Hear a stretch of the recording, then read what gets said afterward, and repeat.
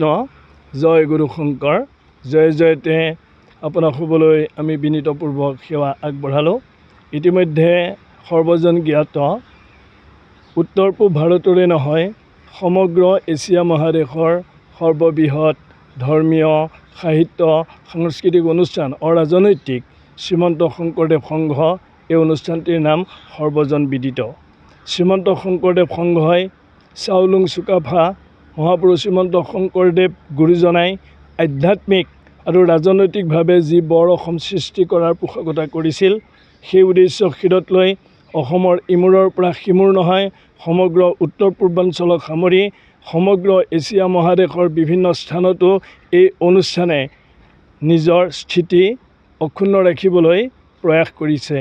সি যি কি নহওক, এই অসমৰ 7টা জাতি জনগোষ্ঠীক একত্ৰিত কৰি শ্ৰীমন্ত শংকৰদেৱ সংঘই গুৰুজনাৰ আদৰ্শত দেখুৱাই যোৱা সাম্য সমাজখন প্ৰতিষ্ঠা কৰাৰ ক্ষেত্ৰত দৃঢ় সংকল্পবদ্ধ। কিন্তু পৰিতাপৰ বিষয়, কালি 17/2/25 তাৰিখ 2025 সোমবাৰে সোণাৰী নগৰৰ মাজমজিয়াত সদৌ অসম টাই যুৱ পৰিষদৰ সদস্যসকলে চমুকৈ টাইপা উদ্দীপ্ত গগৈ, পিতৃ বিনোদ গগৈ আৰু তেওঁৰ কেইগৰাকীমান সহযোগীয়ে এক উচ্ছৃংখল পৰিৱেশৰ সৃষ্টি কৰি শ্ৰীমন্ত শংকৰদেৱ সংঘৰ স্বাভিমান, শ্ৰীমন্ত শংকৰদেৱ সংঘৰ শিৰৰ মুকুটস্বৰূপ পবিত্ৰ যি সংবিধান আৰু প্ৰতীক দাহ্য পদাৰ্থ লগাই মাজমজিয়াত ৰাজহুৱাভাৱে সেয়া দাহ কৰিছে, যি গণতান্ত্ৰিক দেশ এখনৰ বাবে সঁচাই নিন্দনীয় আৰু গৰিহণাযুক্ত কাৰ্য। শ্ৰীমন্ত শংকৰদেৱ সংঘৰ লক্ষ লক্ষ ভকতৰ হৃদয়ত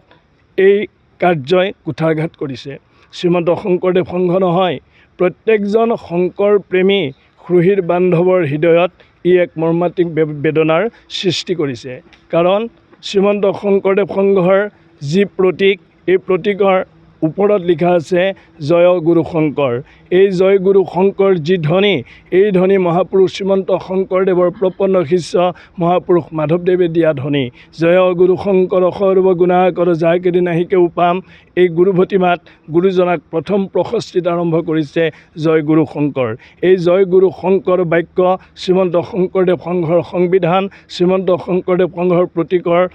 আৰম্ভণিতেই শীৰ্ষত উল্লেখ কৰা হৈছে। সেই প্ৰতীক দাহ কৰিছে, তাৰমানে শ্ৰীমন্ত শংকৰদেৱ গুৰুজনাক তেওঁলোকে দাহ কৰিছে। এয়া সঁচাই উচ্ছৃংখলতাই নহয়, এক গৰিহণাযুক্ত কৰ্ম তেওঁলোকে কৰিছে, যাৰ কাৰণে শ্ৰীমন্ত শংকৰদেৱ সংঘৰ স্বাভিমান, শ্ৰীমন্ত শংকৰদেৱ সংঘই পবিত্ৰ ধৰ্মীয় যি সংবিধান, এই সংবিধানৰ অপব্যৱহাৰ হোৱা হেতুকে যোৱাকালি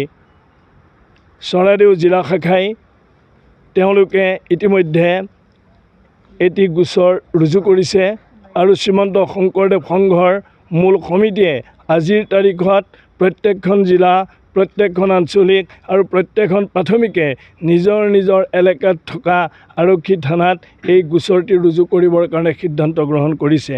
আমি কলিয়াবৰ জিলা শাখাই ইতিমধ্যে আজি এই মুহূৰ্ততে জিলাভিত্তিত এজাহাৰ দাখিল কৰিবৰ কাৰণে আগবাঢ়িছে আৰু আমি ইয়াত পশ্চিম কলিয়াবৰ প্ৰাথমিক শাখাই 5খন গাঁৱক সাঙুৰি আমি এই প্ৰাথমিক শাখা বৰ্তি আছোঁ। আজি আমি পশ্চিম কলিয়াবৰ প্ৰাথমিক শাখাই একত্ৰিত হৈ গুৰুজনাৰ ধৰ্ম দৰ্শনৰ ওপৰত কুঠাৰঘাত কৰা হেতুকে আমি চুলুং এই তহলদাৰী চকীত এজাহাৰ দিবলৈ আগবাঢ়ি আহিছোঁ। আমি ন্যায় বিচাৰিছোঁ। গণতান্ত্ৰিক দেশ এখনত গণতান্ত্ৰিক প্ৰক্ৰিয়াৰে আমি আমাৰ ন্যায্য বিচাৰিছোঁ। আমি উচ্ছৃংখল হ'ব নোৱাৰোঁ, কাৰণ গুৰুজনাই আমাক কোনো উচ্ছৃংখল পৰিৱেশ সৃষ্টি কৰিবৰ কাৰণে শিকাই যোৱা নাই। আমি আশাবাদী, আমি আশা কৰিছোঁ ভগৱন্তই সেইসকল দুষ্কৃতিকাৰীৰ মনত সংস্কৃতিৰ সৃষ্টি কৰক, সুবাসনা তেওঁলোকৰ আহক, যে অদূৰ ভৱিষ্যতলৈ তেওঁলোকে এনেকুৱা কৰ্ম নকৰে। যদিনো আমি এক ভাৰতীয় সংবিধানৰ আওতাত আছোঁ, আইন আমি হাতত তুলি নলওঁ, আইনৰ ওপৰত আমাৰ আস্থা আৰু বিশ্বাস আছে। গতিকে আইনী প্ৰক্ৰিয়াৰে গণতান্ত্ৰিকভাৱে আমি ইয়াৰ এটা সমাধান বিচাৰিছোঁ, যাতে এক অনুশাসনমূলক শাস্তিয়ে হওক কাৰ্যকলাপেই হওক আইনীভাৱে সেইসকল দুষ্কৃতিকাৰীৰ ওপৰত আৰোপিত হওক ইয়াকে আমি কামনা কৰিছোঁ কাৰণ শ্ৰীমন্ত শংকৰদেৱ সংঘৰ গতি কোনেও স্তব্ধ কৰিব নোৱাৰে কেইগৰাকীমান ব্যক্তিয়ে আজি শ্ৰীমন্ত শংকৰদেৱ সংঘৰ এই প্ৰতীক বা সংবিধান পুৰি সংঘ নিঃশেষ কৰিব নোৱাৰে কাৰণ কলৌ যুগে সংঘ শক্তি সং মানে মংগল ঘ মানে ঘটোৱা গতিকে শ্ৰীমন্ত শংকৰদেৱ সংঘৰ গতি দুৰ্নিবাৰ ইয়াৰ গতি কোনো স্তব্ধ কৰিব নোৱাৰে ইয়াৰ গতি সদায় অনিৰুদ্ধ সদৌ শেষত আমি সকলোৰে ভাল কামনা কৰিছোঁ আৰু এই দুষ্কৃতিকাৰীসকলে আইনৰ আওতাত আহি এক মানে দৃষ্টান্তমূলক তেওঁলোকে শাস্তি পাওক আৰু আমি বিচাৰিছোঁ ৰাজহুৱাভাৱে তেওঁলোকে অসমবাসীৰ ওচৰত ক্ষমা খোজক শ্ৰীমন্ত শংকৰদেৱ সংঘৰ লক্ষ লক্ষ ভকতৰ হৃদয়ত তেওঁলোকে যি দুখ দিছে সেই দুখৰ বাবে তেওঁলোকে ক্ষমা খোজক কাৰণ শ্ৰীমন্ত শংকৰদেৱ সংঘৰ এই প্ৰতীক শংকৰদেৱ সংঘৰ সংবিধান